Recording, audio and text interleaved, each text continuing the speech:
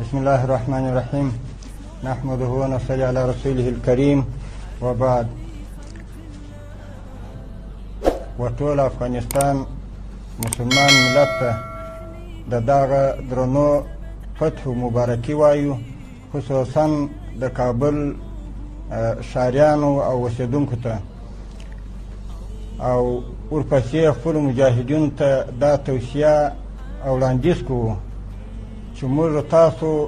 دغه حال ته ورسېدو چې هغه هېڅ توقع د دې نه کېده چې په دغه رقم به موږ په افغانستان کې کامیابه کېږو، خو دا د الله پاک نصرت او مدد و چې الله پاک دغسې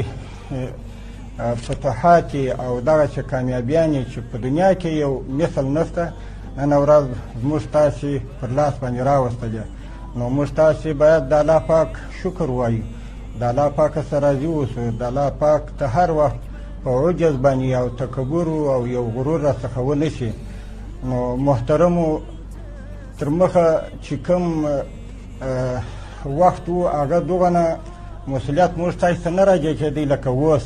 ځکه اوس موږ تاسې د امتحان د ازمایښت وخت راغلی، ځکه اوس موږ تاسې په دې باندې مبتلا کېږو، ځکه ورځ په ورځ به په دې کې موږ اخته کېږو، ځکه چې موږ څنګه د خپل ملت خدمت او د خپل ملت امنیت او د دوی د ژوند د زندګۍ او د آرام او په آینده کې د اوسېدو اطمینان څه رقم ورکولی شو. نو ټولو ته دا اطمینان ورکوو چې انشاءالله